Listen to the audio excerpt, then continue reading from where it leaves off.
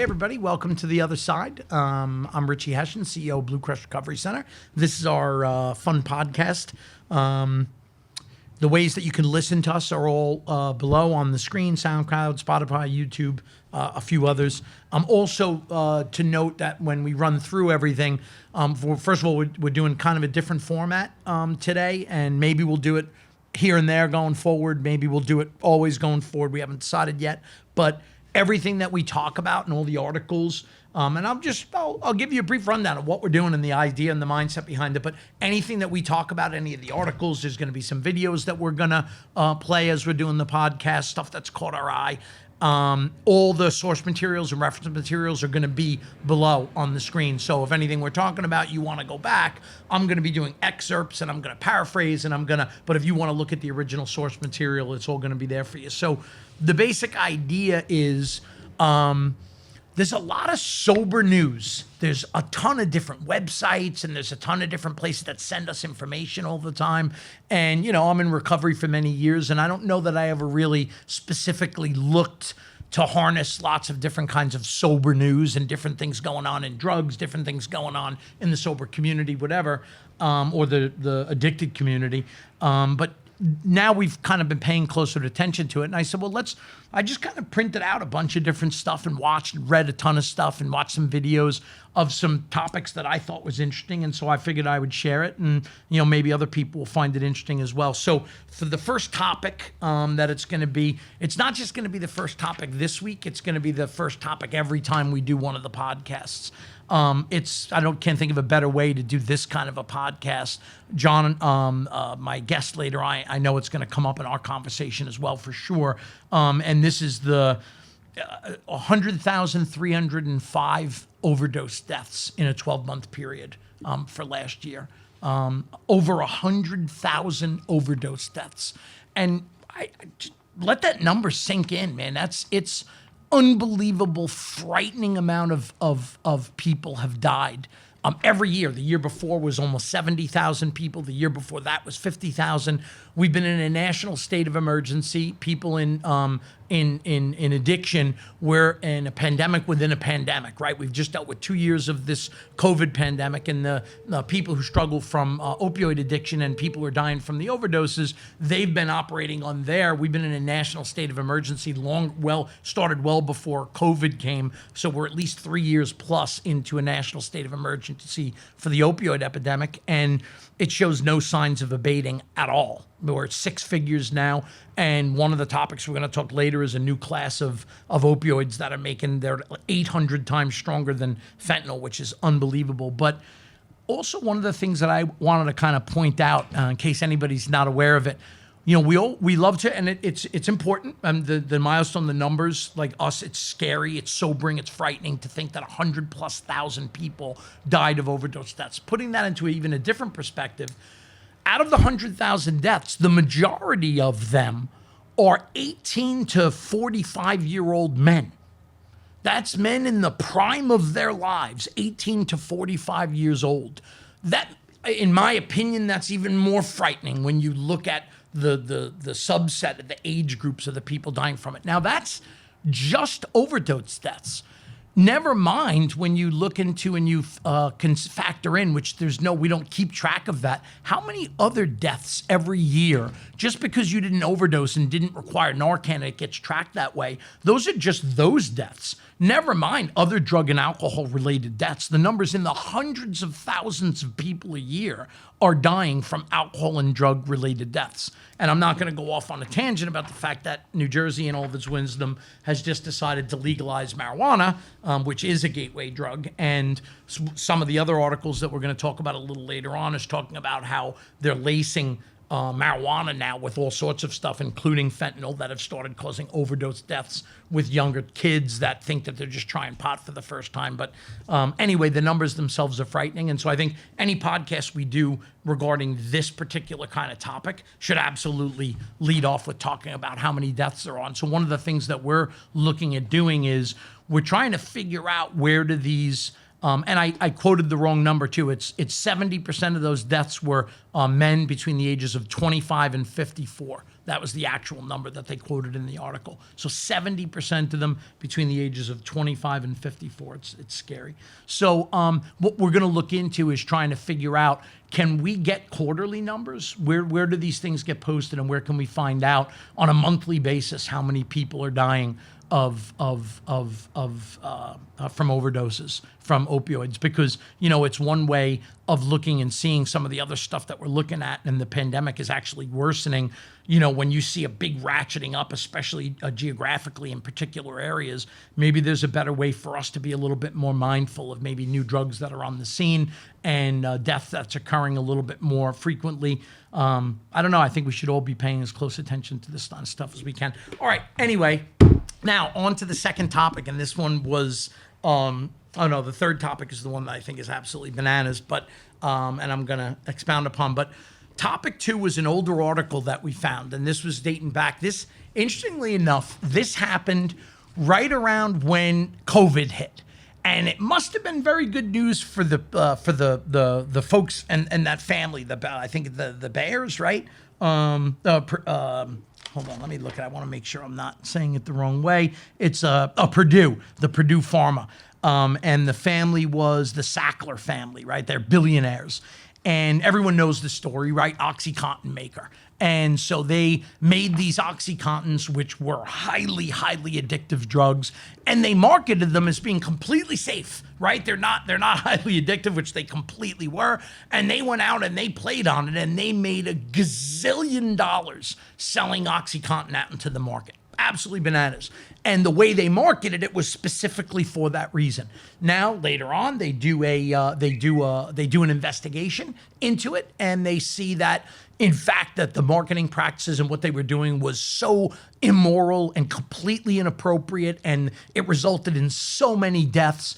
And so what did they do? They fined the family. Whatever, you can look and read into the article. It's not the point of what I'm trying to say now, but they fined them some $600 million or whatever it was. They made billions, and they got fined $600 million for all the deaths that resulted in the pandemic that ensued. OxyContin was like, crack cocaine in the 1980s when it came on into that family of drugs and heroin users. And, OxyContin was just it was like throwing gasoline on a fire.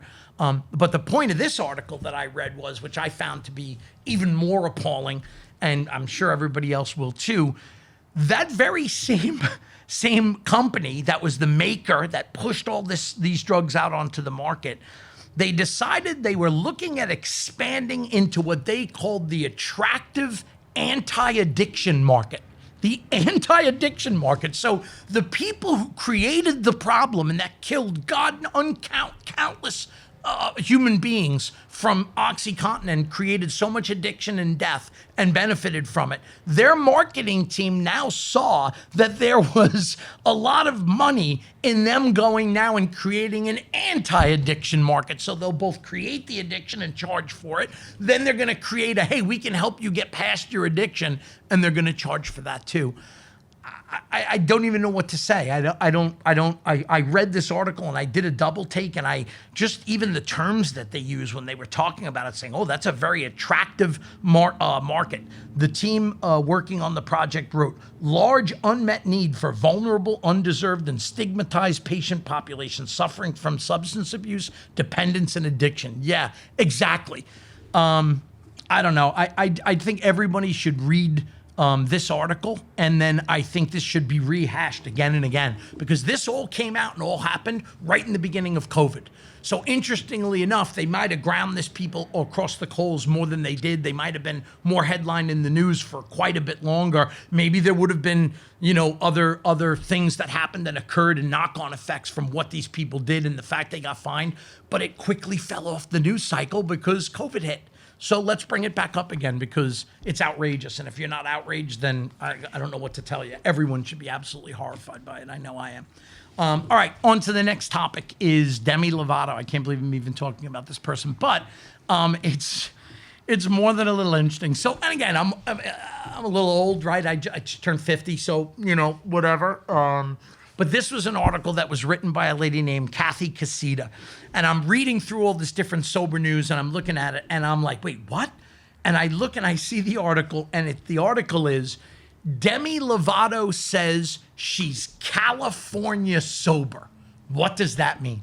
And I'm like, what does that mean? California sober. I'd never heard of it before. So I'm going to give a little excerpt from the article. It's absolutely bananas. Top performer says she's managing her substance use with an approach that can include drinking and smoking cannabis in moderation. Singer, and the bullet points are, singer Demi Lovato announced that she is California sober.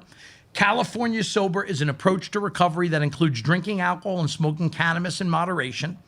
While this approach is controversial, experts say that some people are able to manage their drug use through harm reduction strategies such as this one, rather than maintaining a completely sober lifestyle. And then the last bullet point was, however, this approach is not advised for people who have addictive substance use patterns. So, I mean, where do you even begin on something like this? So this singer has a huge social media presence, apparently, and people, young people, for some insane reason, care about what she thinks about a wide range of topics. And she had a bout, according to the thing, with heroin. And she had a near fatal overdose from heroin laced with fentanyl in July of 2018. And so she's doing this, she's doing a Sunday morning, CBS Sunday morning program. And all these kids and all these young people are watching this girl, and she's going on and saying, yeah, I'm totally California sober now. And they're like, oh, what is that? And she's like, yeah, well, I don't do heroin anymore, and I just keep it to alcohol, and I just keep it to marijuana. But that's insane, right? Like, if you've crossed the line of addiction, and that's, again, now you're talking about, now you are in my field, now you've crossed over into my neck of the woods. One of the common themes and common ways that we look at it is, and the reality and the truth of it is, once you've crossed the line of addiction and or alcoholism, there is no going back. There's no making a normal drinker or user out of an alcoholic or addict. Now, there are people, and I've seen them, I know for sure, that have had some bouts. Maybe they did develop and start, they're hard users, hard drinkers, where they start drinking and using a little bit too much. Things get a little bit crazy. Then those people say, I can't do this anymore. Some of them even go check themselves in someplace, and they are able to stop or moderate without any help whatsoever. Those are not alcoholics or drug addicts. Those are people who got mixed up a little bit much. They decided this is not healthy for me and not good for my lifestyle.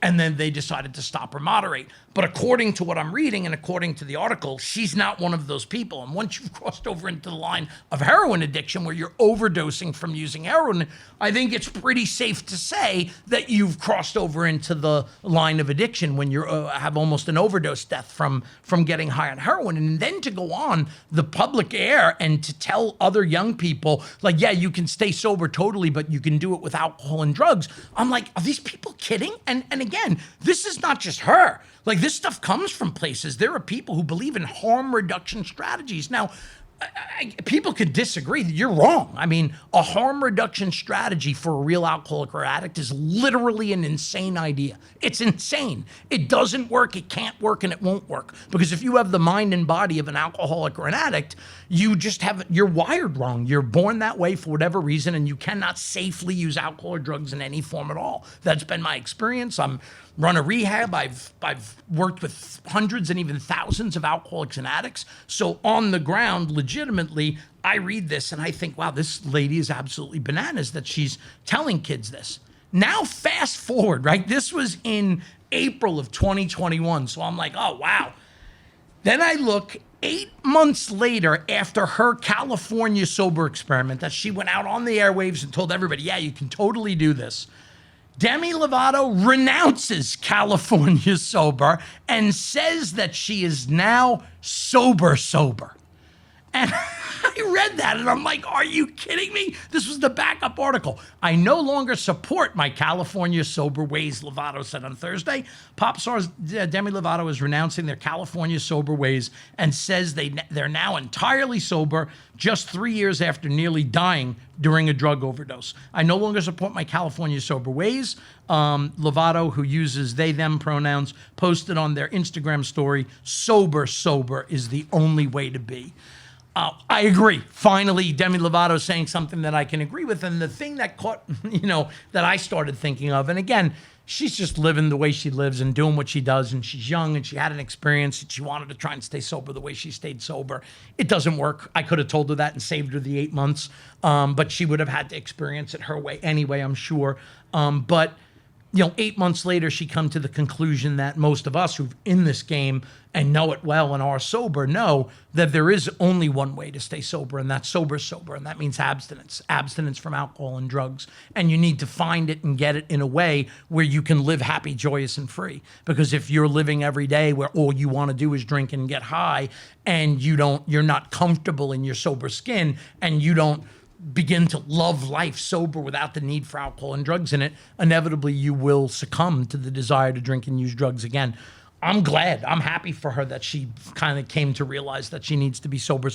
So Demi, my hat's off to you, and I'm very happy that you found your way, and I hope you stay the course, because harm management and harm reduction is insane, and it just doesn't work. Now, that leads us into one of the little, Nick, what would you call it? This is a segment, a different segment of the show. I don't know what the term we would use is, but we're calling it Mythbusters or Misconceptions. So each time we do a podcast now, whatever our format is, one of the things that we wanted to do, just because we find it amusing and it's kind of cool, is people were like, you should cover like a Mythbuster or a misconception common in the sober realm. And I'm like, all right, well, give me a list. Give me a whole bunch of things you think are, Mythbusters or common misconceptions. And I'm happy to talk about it.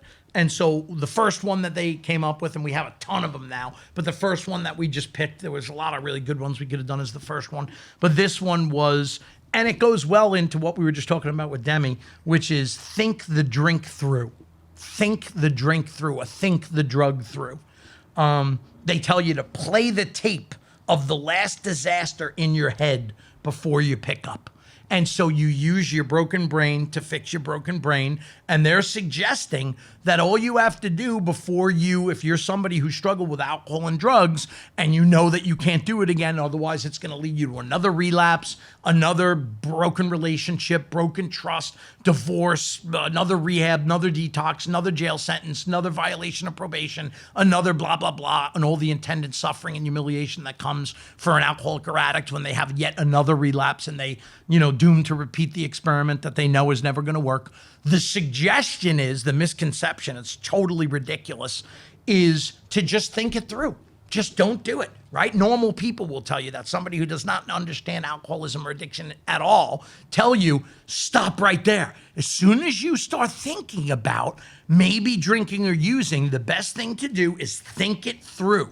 If I do this, what's going to happen? And they tell you, and they've been saying it a long time, since 25 years when I came in, they were telling us to, play the tape through in your head. And they called it tape because it was a VCR that they were talking about. Now there are no more VCRs for sale. But so basically you have that video that you can play in your head. Remember the last time that you went down the road, and what was your worst? Think about your worst experience when you were out there drinking and using, the worst thing you ever did, when you got caught doing X, or that you lost this, or that the embarrassment, the degradation, the humiliation, the horrible things that sometimes happen as a result of your drinking or drug use. Think about that in your head right now. Like, take a second and think about it. So it's bad, right? Like, terrible. A lot of times those worst things drive us into a treatment episode because we're like, I can't do this anymore. I can't live like this. The argument is, and the idea is, remember that. And then the next time you want to drink or use, just bring that memory into the fore, play it through in your head, and you'll remember and realize, I'm not going to do that again because I don't want to end up there. And it sounds like a good idea. If it could work, it would be wonderful. The problem is, as they used to say for me when I was in my early sober days, you may be able to pull that off every once in a while where you press play on the VCR and the thing does play through, and you do think about that horrible thing that happened, and you actually are able to stay away from the alcohol or drug in that one particular instance. And you say, oh man, that worked. I'm glad that I played the tape through. I'm not going to do it. And you go to a meeting instead, or you call a friend or whatever. And then you get through that night, you go to sleep, you wake up the next day. Oh, thank God it worked. I played the tape through. But the reality is that if you have the mind of an alcoholic or an addict, one day you're going to go to press play on that VCR and it's going to say out of order. That's what they used to say to me all the time. And one day you're not going to think to press play, or you're not going to want to press play. You'll have the video queued up and you'll say, screw that video. I'm not pressing play because I want to drink and use, and screw this. And you throw the VCR out the window, or it just says broken, out of order. And therein goes another experience with drinking and using and all the attendant suffering and humiliation that comes along with it. That idea might work for normal people. If sobriety was that simple, I wouldn't have to do 12-step work. I wouldn't need a program. I wouldn't need to work on myself. I wouldn't have to look inward. I wouldn't need God. I wouldn't need any other things that I do and found that I've needed to do to get and adapt a sober lifestyle. All I would need is a pen and an index card. And all I'd have to do is write on a bunch of index cards. You are an alcoholic addict. You can't safely drink or use. Don't do it. And I leave them everywhere in my house, on my car dashboard, on where I have to keep my brush when I brush my hair in the morning, on the shower door, on the mirror, everywhere over the house. And then you just have that reminder, right? Forget playing the tape through, right? Thinking it through. I can think about it all day long. This is not safe. Can't do it. Can't do it. The problem is that if you have the mind of an alcoholic or an addict, you're going to one day take those index cards, you're going to rip them up, and you're going to chuck them. You're not going to look at them. You're going to read them and say, why did I write that? It was stupid. Because your mind is literally geared to tell you, believe the lie. I don't know what I was thinking about writing all these. What a waste of time. And eventually one day you'll push it off the mirror, you'll push it into the garbage can, and you will go out and drink and use again. Right? So the goal is to get placed in a position where we no longer desire or want to or have those hard, real thoughts of drinking or using. But how the hell do you get there? And that's what the 12-step recovery program is all about. And so it is a myth and it is a misconception, and it does not work for a real alcoholic or an addict. Maybe for some normal people at night, but for the alcoholic or addict, it definitely does not. All right. So right now we move on to guest topic number one. I've got today with me Dr. John Kakowski. He's a licensed pharmacist here in the state of New Jersey. John, how you doing? Welcome to the program. Thanks for having me. Thank you for coming, buddy. So what I'm gonna do is, anybody who's listening to this, it's more than a little interesting. It's actually frightening. But the source documents for everything that we're doing as a reminder on the program today, you can see it. Kev is going to make sure it's up on the screen. So if you want to go and read the original article, and we're going to play an excerpt from one of the videos that was played that kind of caught our eye, which made us put this as part of the program. But I'm going to read a little synopsis of what this article was. A Washington, D.C. chemist finds drug more potent than fentanyl that's on city streets right now, which in and of itself, I saw the headline in bold caps, and it bold capped in my mind. A new street drug more potent than fentanyl called nitazene will change how much Narcan is needed to save lives. Chemist Alexandra Evans works at a syringe surveillance program for DC Department of Forensic Scientists. As part of the program, she collects needles and substances their syringe exchange partners get from users throughout the city, and they test them to see what people are using in real time. While fentanyl is a common find, in September they discovered nitazene, a family of opioids. As nitazene is stronger than fentanyl, responders are likely going to need to use multiple rounds of Narcan when responding to cases of overdose. There is also an unexpected increase of overdoses that result from it. And her quote is, "It just shows that this opioid epidemic is not going anywhere," Levitas said. "There's constantly new drugs that we're seeing, and they're changing, and they're evolving, and we have to keep up with that." So before we move on to talk to John about nitazenes, and he has a lot of knowledge that he can share with us, but Kev, do you want to, let's play the video excerpt so people can see what we saw, which, like I said, caught our eye. DC chemist Alexandra Evans was testing substances from used syringes the city collects and discovered a disturbing first for DC. We actually discovered a compound called nitazene. It is new to DC, and what we know about it is that it's more potent than fentanyl, so we are a bit concerned about this. Evans says the biggest concern is how first responders react. Typically with heroin or fentanyl, they'll deploy Narcan, which reverses an opioid overdose. Fentanyl is already up to 50 times stronger than heroin, according to the CDC, and nitazene is even stronger. So she says someone who injected it could need multiple more doses of Narcan to reverse the effects. You know, we could be on the precipice of something devastating. We've already seen mass fatalities because of fentanyl overdoses. Since this is more potent than fentanyl, we do expect an uptick in overdoses. The CDC already reported that the U.S. topped 100,000 opioid overdose deaths in the first year of the pandemic for the first time ever. Provisional data shows D.C. saw an 11% increase, Maryland a 21% increase, and Virginia a near 36% increase. It just shows that this opioid epidemic is not going anywhere.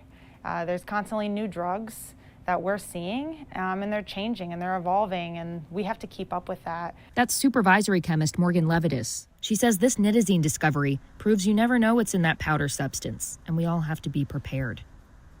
So you can see why it's scary, and you know, I'll say that, and John, you know, I did Narcan training with you years ago, and so we all know how to apply the Narcan in those cases when somebody's in the middle of an overdose. But we already knew once fentanyl came onto the scene that you might need more than one dose of the Narcan to bring them out of it and to keep them alive until they can get stabilized in the hospital. And then when we follow the cases through in the hospital, we found that a lot of times the nurse will be like, oh no, when they get here, we've got to give them even still more Narcan. And sometimes it's ongoing because fentanyl's so brutal. Now we find out that there's a whole new class that's even worse than fentanyl with the nitazenes. So, you know, what do you know? What can you share with us? What do you know about? I mean, I am familiar with the nitazenes. They're an older chemical, really discovered in the 50s and 60s. You know, scrapped due to side effects. The problem that I have with this is really multifactorial because, number one, there's really no human data, a lot of human data on the nitazenes. So we don't really know half-lives. We don't know volume of distribution. We don't know analgesic doses across opioids. So what I mean by that is, I don't know how much Narcan I actually really need to reverse any of these drugs. And it's not only just one drug, all right? Nitazene is a class. So there's about 5 or 6 main drugs that are out there that have all different types of pharmacokinetics that we just are not familiar. We don't have experience or human data with. So we can have one nitazene that might be 800 times more potent than fentanyl, and those exist. Like if you look at old data, we have on animal studies showing that these drugs are actually a lot more potent than what we think with only one drug. So you're saying that there could be a drug within the nitazene family where we saw heroin and overdoses required Narcan. Then we saw fentanyl come onto the scene, which is 50 times more powerful than heroin, that we needed sometimes more than one Narcan. Now you're saying that there's drugs within the nitazene family that are 800 times more powerful than fentanyl. Yes, absolutely. Which is unbelievable. Yeah, if you look, there's about 4 or 5 different nitazenes that are kind of documented, and the DEA kind of talks about them. We don't have the data, like at least with fentanyl, I have to say this, at least with fentanyl is a very devastating drug. It has medical use in a very, very small population of people. We're talking about cancer patients, terminally ill, but we have pharmacokinetic data on fentanyl. With these nitazenes, we don't, because there's no medical use for them. So we have about 5 or 6 different variations. It's no different than the actual pure opioids or semi-synthetics like the hydrocodones, oxycodones. They are all a little bit stronger. It's very similar in that aspect where we have about 5 or 6 nitazenes, but we just don't really know how strong they are, how weak they are, how much Narcan it would take. So let me ask you a question. So is it possible that we'll be able to, or do you see it maybe going there, if, and God willing it won't happen, but I mean, obviously there's some mad chemist somewhere that decided to take an old formula out from back in the 60s, because this was never even approved or used. Mm-hmm. So God knows who opened their chemistry setup and brought this back out into the world. But is it possible that if nitazenes do start becoming a more regular factor and a lot more overdose deaths? I mean, we started off our podcast today with the number that she just quoted, which was, I think it was 100,305 deaths in a 12-month period, which is the highest we've ever seen since we've been in this opioid epidemic. Mm-hmm. And, you know, we're in a national state of emergency right now, and have been for some years now. And it's not getting better since we've gone on a national state of emergency. The numbers, the overdose deaths have gotten worse and worse. Is it possible that if these nitazenes do become more widespread and we see, it's hard to even imagine a big uptick in overdose deaths, is it foreseeable that they might be able to design some type of a Narcan that might be stronger or more specific to that kind of class of drug? Is that even feasible? You possibly, but I mean, really, you're structuring the drug. You need to make a drug that has a stronger binding affinity to the actual opioid receptor to kind of kick it off. And Narcan's is pretty strong. So yeah, there would have to be some kind of drug design that would be kind of like a super Narcan and would have to push that opioid off the receptor. And again, just because it's a blocker doesn't mean that it doesn't have side effects. So, I'm sure there's drug designers out there that are looking at that, but we just don't have it right now. The only tool that we have is just Narcan. And if you look at Narcan, it's really convenient because it comes in a spray form. It's quick on and off. You can carry it around in your pocket. So you need to have all those qualities for another Narcan, and other drugs that are possibly being designed might not have those qualities to them. So that's where the other difficulty comes. It's very difficult to make drugs that will mess you up and get you high, but the ones that actually have medical purposes, that's more refined. It requires clinical trials. So, it's a lot more red tape and stuff there, obviously, than a drug dealer just making some sort of chemical in his basement. Concoction in the basement. Yeah. So the nitazines can also find themselves into the pill mills, I'm assuming, as well, Oh, of right? course. That goes without saying. I mean, if you look at the pills now, I mean, it's insane because you have these drug dealers that buy pill presses, right? And they just fentanyl's another one. I've seen some of them, and they look exactly the same. Yes, they really do. It's unbelievable. What you get from your local pharmacy. Yeah. And what is the oxycodone? What, that 512? Or I forget the numbers now. The 512. I think it's a 512 for the oxys. Yeah. And then they make it with and you look at it side by side. You're like, God damn! Like some of them are really good. Yeah. Some of them don't say any numbers on it, so you know it's bullshit. Right. But others have it. And it's scary. I'm assuming they can utilize the nitazines if they have the capacity. There's no reason that they wouldn't. And it would be even that much more stronger. No, yeah, absolutely. I mean, and it's really to piggyback on that. It's not only just looking at it, but there's other qualities to pills. For instance, like shear tension, or crushing tension. If you take a pill and you're actually able to crush it and it breaks apart in your hand, it's a fake. But the drug dealers are getting to the point where they can get this shit down too. Right. Where you can press a tablet, right, and it's nice and hard. It's not breaking apart. You're like, wow, this must be the real thing. Yeah, this must be coming. The crush test. The crush test. They're figuring that out too. Yes. It's unbelievable. Yeah, and listen, whenever you have these synthetic drugs, really, the other thing you have to worry about, and what we were just talking about, is the manufacturing process. So not only the drug itself, but the fillers and the solvents that they're using. All right, and I want to piggyback on this because I don't know if this would become a problem in the United States, but it definitely was for Russia for a very long time. For a very long time, Russia had this drug called desomorphine. Okay, and it was really just morphine that was dissolved with a bunch of solvents. I mean, they used gasoline, they used all types of shit, and users were injecting this stuff with the gasoline and the solvents and all this stuff. And the drug was nicknamed crocodile. And the reason why it was nicknamed crocodile is because as they would inject it, it would actually start to kill their skin. They would get osteomyelitis of the bones, so their bones would be infected. They'd have amputations, necrotic, all this stuff. Who knows if people are going to get this in a powder form and they're going to mix it and cook it, and there's shit in there, and now they're shooting it. So it's very possible that this could be the cusp of a kind of a United States Americanized crocodile epidemic. And this wasn't that long ago. This was in the late 90s, early 2000s, right? And so I mean, who knows? I mean, this is, and then not only is it found in D.C., it's already been found in Maryland. It's already been found in other places. So, and this is very recent. So this is starting to come out there.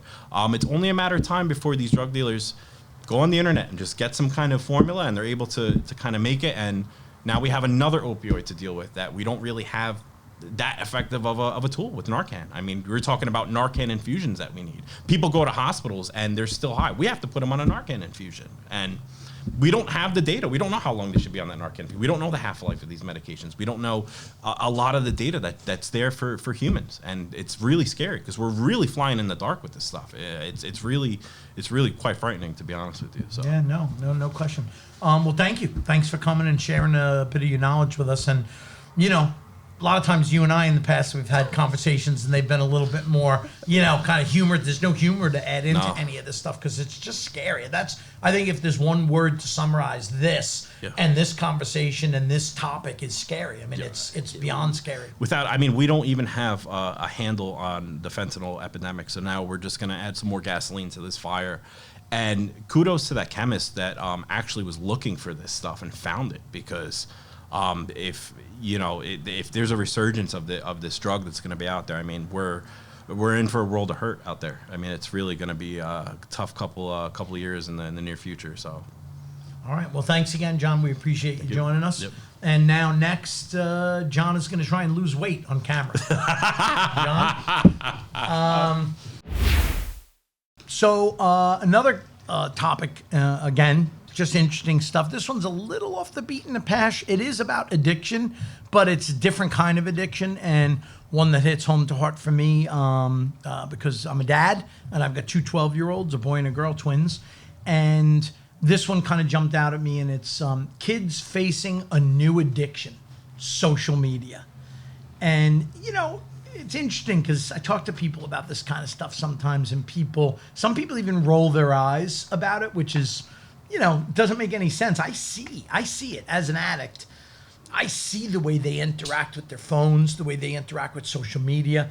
Then you start reading some of the reward system in the brain and in the body, and how our body can manufacture certain chemicals. And I know all that's true, right? And there's dopamines. But anyway, not a doctor, but gamblers, they don't actually put a substance into their body, but they get jacked up on the risk. And so it releases different endorphins and dopamines and stuff into your body, and you actually can become addicted to that feeling that your body's manufacturing itself. And it's no different for kids. And in a weird way, we, the parents, or whoever's in charge, supposed to be looking out for them. And I'm guilty of it myself. My kids, I didn't give them their phone until they were 10. And I thought that was kind of like a good thing. Like, all right, I waited till they were 10. Maybe I should have waited longer. I don't know. We have to balance it out as parents of, you know what I mean? Like, I want them, they're in a technology age, and I can't pretend that that's not going to be a part of their socialization with other kids. And that's part of how they communicate and interact. I can't ignore that. But we also have to be, as parents and adults and teachers, and we've got to be mindful. And so I'm going to read the synopsis again, the source materials on the screen, and I suggest everybody read it. It's pretty interesting stuff. Doctors are claiming that children's brains react to social media the same way as if they were addicted to drugs. Dr. Martin Paulus, a psychiatrist with the Laureate Institute for Brain Research, says that social reward, which is essentially what social media capitalized on, is activating the same brain systems that drugs like cocaine or methamphetamines activate. With any addiction, the brain releases dopamine, which happens when someone experiences pleasure and creates a reward system for things like drugs, food, or social media. TikTok challenges are also becoming a concern, as they can involve theft, vandalism, and damage of property. Dr. Paulus said researchers are still studying the teen brain to learn the long-term effects from social media addiction. He said addiction to social media may lead to more addictions. And so the question becomes, is social media a gateway drug, even worse than marijuana or alcohol, to more serious drugs? An interesting consideration. Kev, roll the video. We're all guilty of it, multiple times a day at that, pulling our phones out and starting to scroll on social media. Psychiatrists I spoke with tell me teenagers are becoming addicted to social media. Dr. Martin Paulus with Laureate Clinic tells me they're studying the teenage brain and the effects social media has on it. He shares some scary comparisons. Social reward, which is essentially what social media capitalize on, is activating the same brain systems that drugs like cocaine or amphetamine activate. In fact, he says a child's brain on social media is the same as someone addicted to drugs. The addictive process gives a jolt to the brain. With any addiction, the brain releases dopamine. That happens when someone experiences pleasure and creates an award system for things like drugs, food, or in the case of social media, the number of likes or the number of followers or the number of comments that you're getting for a particular post, that is essentially the social currency people strive for. But that social media currency can come with a cost with some of these social media challenges, like fines from school or court fees. This list released by local school districts shows different TikTok challenges happening each month. The one for November: kiss your friend's girlfriend at school. Some of these challenges worry parents like Lacey Lee. I know there are children out there who are possibly facing charges from some of the challenges that they did, and that could be very scary as a parent. In September, I told you about the I Hit a Devious Lick challenge that showed students destroying school bathrooms. They knocked down soap dispensers, kicked urinals off the wall, and stole technology from teachers. It's theft, and it is vandalism and damaging of property. Jinx Middle School assistant principal Megan Jackson told me she saw it happening across the district and handed out hefty consequences, Including in-school suspension or possibly out-of-school suspension and restitution. Dr. Paula says some kids are so addicted to social media, they just think of it as a game. They don't consider the potential consequences. The line between what you're experiencing in the real world when you say you transgress and you're doing something that is clearly wrong, and what you're doing for a game within a social media platform online become blurry and it becomes unclear. Dr. Paulus says researchers are still studying the teenage brain to learn the long-term effects from social media addiction. He says addiction to social media may lead to more addictions. If the brain is susceptible to one addiction, it tends to also be susceptible to another addiction. I got in touch with TikTok's communication team and they told me kids' screen time should be limited. They have features that remind younger users to get off the app and do other activities, and parents can set up age-appropriate privacy settings and controls. You can link your teen's account to yours so you can monitor them. And you can also set up age-appropriate content for kids younger than 13. And TikTok says challenges like I Hit a Devious Lick go against guidelines and have been removed. So, there's a lot of big takeaways from there. One of the things that kind of jumped out at me is that they said kids don't think of the consequences. And I'm like, yeah, no kidding. I'm an adult and I a lot of times don't think about the consequences. Kids certainly aren't thinking about the consequences, but that's where it makes it my job, is to think about the consequences. And so I saw that article and it concerned me, and I'm like, I can see where that would go, especially where my two 12-year-olds are concerned, even my 6-year-old who has her little iPad that she's allowed to use sometimes. So I sent an email to Josh and Eden, and I said to them in the email, I said, I sent this link, and I did it in an email because I wanted them to watch that video that we just watched. And I said, you two are smarter than your average bears, so I wanted to share this with you and get your thoughts on it. Serious stuff.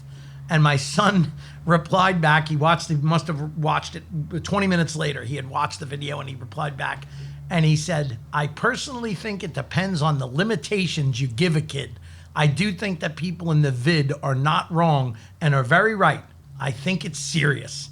So, Josh says that to me, but then you'll go home and you'll see him on his phone and but I do limit and have for quite some time where everyone else has it. Everyone else has Instagram. Everyone else has. And I've limited it and slowly allowed them to take on some of that stuff and to add it into their little repertoire. Again, I'm not going to say that I'm not going to let them do any of it because that doesn't seem reasonable either. But there's a lot unknown about this kind of stuff. And I just think as parents and as people who are in charge of their, kind of little lives and their upbringing and what's appropriate and what's not, I just think that we should all educate ourselves so we have a better sense of, what effects social media are going to play into these kids as they become older folks and as they develop. And the fact that these doctors and researchers are likening it to being addicted to cocaine and methamphetamine with the dopamine release, you can't ignore it. I mean, there's science behind it for real. And, it already feels like we're going to have a lost generation. And I would hope it's not a lost few generations before we get a good handle on this stuff. All right. Anyway, it's kind of a cool one and interesting. And it led me to one of my final topics of the day, which is it goes really kind of plays right off in the back of that. And really, this one is more, this isn't one that I'm going to talk too much on. I'm actually going to pause for a second. Kev, sorry, but this door is open and it shouldn't be. And I see people looking in and walking by. I don't know why it's fucking open, because Anna came in and looked and then never closed the fucking door the whole way. Okay. Ready? And so now, so the last topic, and I'm actually not gonna speak too much about the topic. To be honest with you, really, I just find it interesting more than anything else. And so I read it and I was like, it's pretty wild. It's pretty interesting stuff. And, maybe it goes a little bit on conspiracy theory path, a little bit, but maybe, I don't know, whatever. I'll let you decide. And if you're interested to read about it, again, the source material is all there. But this article, it's the title of it was Drugs, Robots, and the Pursuit of Pleasure. Why experts are worried about AIs becoming addicts. AI is artificial intelligence.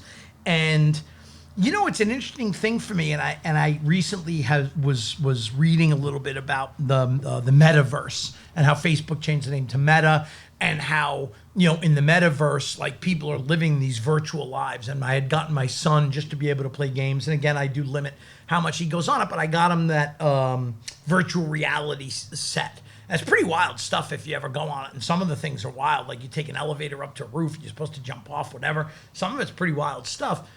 But a lot of people are like getting together with their friends and hanging out. I start reading a little bit more into this, and like Snoop Dogg has an actual $10 million virtual art collection. He actually spent 10 million real actual dollars on an art collection in his virtual home, in his virtual world, which he invites people over virtually to spend time with him in his virtual world. So he's sitting in his bedroom, probably in his underwear, and he's got all other people, and they all have their avatars, and they do it from their houses, and they all get together for a party, but none of them are actually leaving their own homes, and they're all hanging out and talking together, and they're in his gorgeous home with a $10 million virtual art collection. And it kind of put things into a different perspective for me, because I'm like, wow, really? $10 million just for art in your virtual world? Like, I guess I'm just too old or stupid, but I just don't, that doesn't make a lot of sense for me. It mystifies me. And so when I read this article, I'm like, well, what is, so the synopsis is, in 1953, a Harvard psychologist thought he discovered pleasure within the cranium of a rat. With an electrode inserted into a specific area of the brain, the rat was allowed to pulse the implant by pulling a lever. It kept returning for more, insatiably, incessantly lever pulling. In fact, the rat didn't seem to want to do anything else. Seemingly, the reward center of the brain had been located. In 2016, a pair of artificial intelligence researchers were training an AI to play video games. The goal of one game was to complete a racetrack. But the AI was rewarded for picking up collectible items along the track. When the program ran, they witnessed something strange. The artificial intelligence found a way on its own to skid in an unending circle, picking up an unlimited cycle of the collectibles. It did this instead of completing the course. What links these seemingly unconnected events is something strangely akin to addiction in humans. Some AI researchers call the phenomenon wireheading. If such an AI is created, we can expect that it may have access to its own source code, such that it can manipulate its motivational structure and administer its own rewards. This could prove an immediate path to wirehead behavior and cause such an entity to become effectively a super junkie. And I thought to myself that I am a super junkie in my real world, in real life. But I found it fascinating that, you know, they liken the human brain, they say, is the ultimate supercomputer, right? More powerful than any computer on the planet is the human brain and its intricacy and its capacity, and that we only use X% of it. And I know a lot of that was urban myth from when we were kids, that we only use 5% of the brain. Anyway, I'm not a scientist, but the point is, I found it very, very interesting, and I found it pretty wild that, you know, at its base, even an artificial intelligence, when you looked at the reward systems just built into even a computer program, literally had an artificial intelligence on its own, stopping doing the actual programming that was required or needed for completion, and instead they got on that never-ending circle track just for the reward and the pleasure of being able to pick up those collectibles. And I don't know, I think it all goes hand in hand. It goes hand in hand with the social media addiction and the metaverse. That's a big thing coming out. And, you know, to me, if nothing else, it's a, you know, kind of a warning sign to us parents and, you know, to the older folks and to the new kids, up and comers that'll hear about this stuff. And, you know, just be mindful of what you're doing, especially people in early recovery. I really think about that. And I'm like, you know, if you're in early recovery, you know, they tell you, you know, don't go into a bar because, you know, just for the atmosphere or whatever. And, you know, you can't safely, you know, use drugs or alcohol in any form at all, smoking pot, whatever. And I wonder if people and younger people in early recovery, if the social media thing just becomes another addiction or another pathway to relapse. And No, I think it's worth considering and it's worth talking about. It's a great discussion. The article itself is wild, the stuff that they go into. Actually, one more thing before I close out today's. As I was reading the article, there was one part of it that was pretty, was pretty sick. And, this guy, some of these scientists have done a ton of work on this kind of stuff about pleasure receptors, and they did experiments on animals, which I know to any of my PETA friends, I think it's absolutely terrible what they did to the guinea pigs and all that. But one of the things was that there was a rumor even spread of a dolphin that had been allowed to self-stimulate after being left in a pool with the stimulation switch connected all night, and had delighted himself to death after an all-night orgy of pleasure. And so, that was a dolphin, right? It had the thing inserted in it. And then whether or not it really died of that, they said it might have been because the electrode was put in too deep or whatever, because the nutty scientist put it in with a hammer or something. I don't know. Again, I know that I think it's terrible for the animal cruelty and all that. But it's pretty interesting that, the primates, they did the tests on monkeys, pleasure receptors of the brain, man. Once you have that and you have connectivity to it, there are certain human beings that'll just hit that lever until they're dead. So anyway, it's pretty cool. So you should check out the article. There's a ton more stuff in it. It's pretty wild stuff. And so that's where we're gonna leave it. Now, there's a few we'll tie it into the next segment that we have, and because otherwise we could just go on and on with sober news, and this thing could be 4 hours long. But the one thing that I'll leave food for thought, because we did talk about some of the nitazines and some of the other drugs that are coming on the scene. We're going to talk next in the podcast. A 13-year-old boy died after presumed fentanyl exposure at his Connecticut school, police say. And this kid had ingested fentanyl, and he collapsed in gym class and he died. And apparently it was through either a vape pen or marijuana. They're still looking. They're starting to jailbreak the vape pens, and it's actually aerosolizing fentanyl, and kids are dying from vape pens. And another kid that we talked about earlier in the program, the kid from Tennessee, did have in fact a fentanyl laced vape pen, as we discussed, and he died as well. And so it's scary stuff. And so again, to all the parents out there, and even the young folk, anybody who might see this or talk about it, be mindful. And maybe it's not just a joint. Maybe it's not just a vape pen. Just know what it is that you're putting in your body, because there's a lot of hardcore chemicals out there, and we're seeing a lot of overdose deaths in the area, and more are coming. So everyone be careful, and peace.